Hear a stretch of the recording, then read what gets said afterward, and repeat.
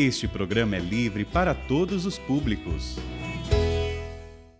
Que bom nós estarmos juntos no programa A Bíblia no Meu Dia a Dia, dando sequência no estudo da carta de São Tiago. Um ensinamento profundo e que nos leva a um questionamento para ordenar, organizar a nossa vida segundo a palavra de Deus. No estudo bíblico, nós precisamos estar atentos a algo. Para ouvirmos a voz de Deus, nós precisamos pedir ao Espírito Santo que Ele nos conduza em cada passo que nós dermos no estudo, para que não só escutemos a voz do Senhor, mas também nós consigamos absorver e aplicar essa palavra. Vamos suplicar o dom do Espírito Santo para que Ele nos conduza no nosso estudo bíblico. Em nome do Pai, do Filho e do Espírito Santo. Amém. Vinde, Espírito Santo, enchei os corações dos vossos fiéis e acendei neles o fogo do vosso amor. Enviai o vosso Espírito e tudo será criado e renovareis a face da terra.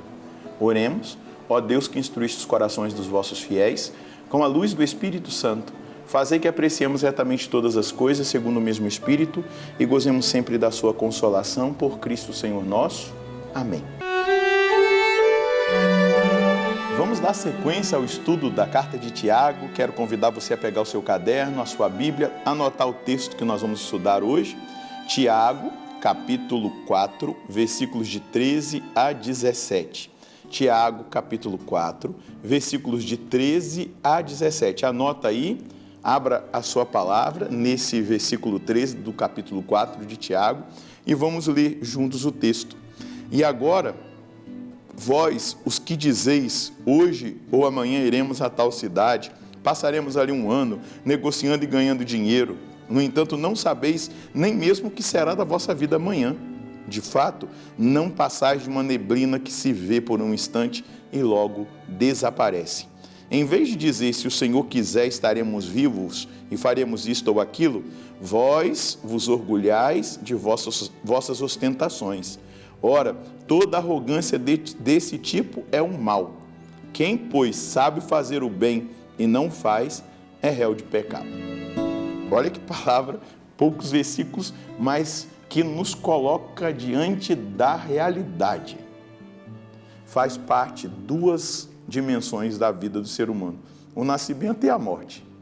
O nascimento há até uma certa previsão.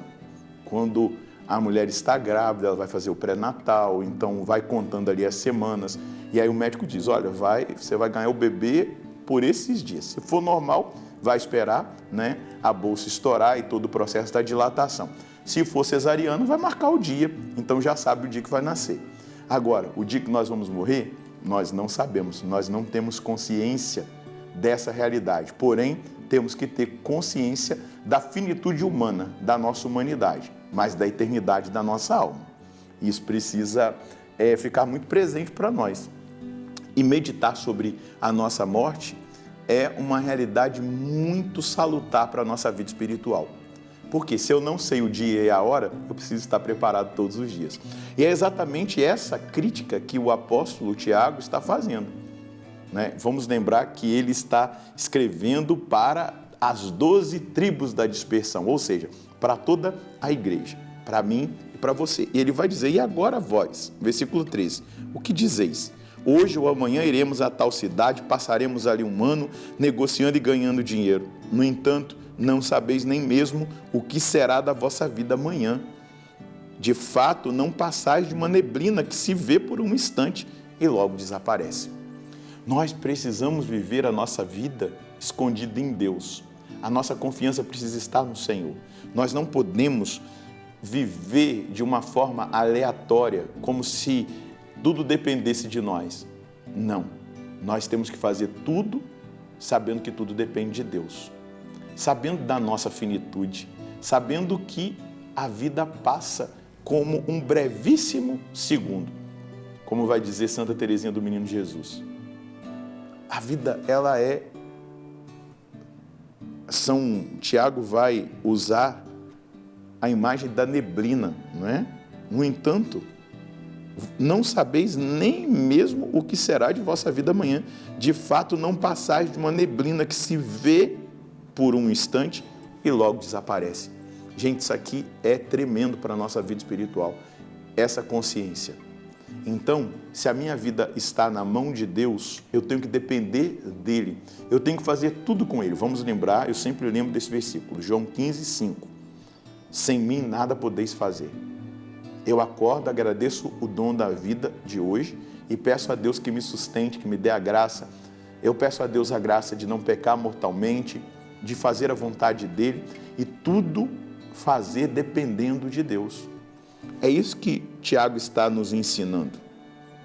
É um brevíssimo segundo. Se eu tenho consciência disso, eu tenho que viver hoje uma vida espiritual, o meu relacionamento com os meus irmãos. Eu preciso resolver as pendências que talvez eu traga com pessoas, relacionamentos, reconciliação, tudo aquilo que precisa ser resolvido. Se eu tenho necessidade de confissão, se eu percebo que eu estou em pecado mortal, ou se tem muito tempo que eu não confesso, se eu percebo que a minha vida de oração está oscilante, eu tenho que buscar organizar a minha vida. Tem até um texto que é do profeta Isaías, quando o profeta é enviado ao rei Neemias, ou melhor, ao rei Ezequias, para dizer ao rei Ezequias que ele vai morrer. E aí, a palavra de Isaías ao rei é: arruma tua casa porque vais morrer. Deus ainda acrescenta 15 anos à vida do rei Ezequias, porque ele chora na presença de Deus, que ele estava muito doente, e ele fala para o Senhor: olha, eu sempre fui justo, eu te peço a graça de uma chance da cura, e Deus manda o profeta dizer que ele vai ter mais 15 anos de vida. Mas arruma a tua casa, organiza a tua vida, viva com a sua vida em ordem. A gente não organiza a nossa vida financeira para não ficar devendo nada a ninguém, nós não podemos ficar devendo nada a Deus e nem às pessoas. Por isso, Tiago está dizendo para nós, a nossa vida é como uma neblina que ao mesmo tempo a gente já vê e logo ela desaparece. Já percebeu isso? Às vezes está dirigindo, aparece uma neblina, do nada a neblina desaparece, é só o sol brilhar que a neblina começa a se desvanecer. Tiago está comparando a nossa vida a uma neblina. Versículo 15. Em vez de dizer, se o Senhor quiser estaremos vivos e faremos isto ou aquilo, vós vos orgulhais de vossas ostentações. Ora, toda arrogância desse tipo é um mal. O que ele está dizendo aqui? As pessoas orgulhosas, vaidosas por aquilo que elas têm, pela beleza, pelo porte físico, pelo dinheiro, pela conta no banco. As pessoas acham que podem acrescentar. Elas se vangloriam nas suas ostentações, mas o dinheiro, o poder, o nome não pode acrescentar um só dia à vida de ninguém.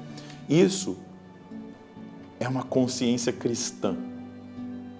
Porém, essa consciência cristã me traz algo ainda mais grave. A vida aqui, ela é finita, mas a vida na eternidade é infinita. E existem duas realidades de eternidade. Aquela que é negativa, o inferno, aquela que é positiva, o céu. Aquela que é uma tragédia, o inferno, aquela que é uma glória, que é o céu, que é uma vitória, que é o céu. Isso depende da nossa escolha, de como nós vivemos, de como nós enfrentamos a verdade, se a verdade tem influência na nossa vida, se o Evangelho dita os passos que nós damos. E aí Tiago conclui no versículo 17 dizendo: quem, pois, sabe fazer o bem e não faz, é réu de pecado. Você percebe que não é só não pecar, mas é também fazer o bem? É também escolher o bem, é também abençoar a vida das pessoas? Porque às vezes a gente acha assim: eu sou até bom, lembra do jovem rico? Não, eu guardo os mandamentos. Se você quer ser perfeito, vai, vende tudo que tem, dê aos pobres, vem e segue. Ele foi embora triste porque ele era apegado aos bens que ele tinha. Fazer o bem. São Tiago está dizendo para mim: quem, pois, sabe fazer o bem e não faz, é réu de pecado. Então, amar a Deus sobre todas as coisas, ordenar minha vida para Deus, colocar Deus em primeiro lugar, viver uma vida de oração intensa, uma vida de vigilância, colocar o Evangelho em prática, viver essa experiência concreta do Evangelho na minha vida. Mas amar ao próximo por causa de Deus, fazer o bem. Quantas vezes a gente até vai para a igreja, participa da vida efetiva numa pastoral, comunga na missa, vive os sacramentos, mas na hora de fazer o bem a gente não faz. Na hora de escolher o bem, a gente não escolhe. Na hora de abençoar a vida de uma pessoa, a gente escolhe em ser diferente, egoísta, egocentrista, voltado somente para nós. Hoje Tiago está dizendo, quem, pois, sabe fazer o bem, não faz, é réu de pecado. Nas mensagens de Garabandal, e vale dizer que é uma revelação privada, não precisa de fé católica, os dogmas sim. É uma revelação privada, eu posso acreditar ou não. Em Garabandal, Nossa Senhora diz que vai ter um sinal. E esse sinal, no dia que ele acontecer, ela fala que vai ser ali, máximo 5 minutos, ele vai nos colocar diante do juízo de Deus. Os nossos pecados e o bem que nós poderíamos ter feito e não fizemos. E é exatamente isso que Tiago está dizendo. E lá em Garabandal, Nossa Senhora disse assim, as pessoas vão sentir uma dor tão tremenda de poderem ter feito bem e não fizeram, e dos pecados que cometeram e não confessaram, que elas prefeririam ter morrido do que sentir aquela dor. Mas é a dor da purificação, é a dor da conversão. Essa a gente pode sentir. Então hoje, o que eu preciso fazer como aplicação? Conversão. E qual é a mensagem de Deus? Eu preciso viver como se existisse somente o hoje. Por isso, todos os dias eu preciso amar a Deus sobre todas as coisas.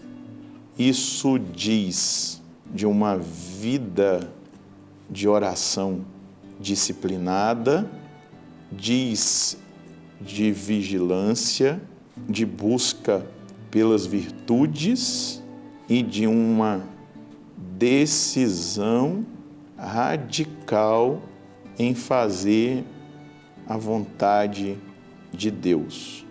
E a outra indicação do Senhor é que façamos o bem, amando o próximo por causa de Deus.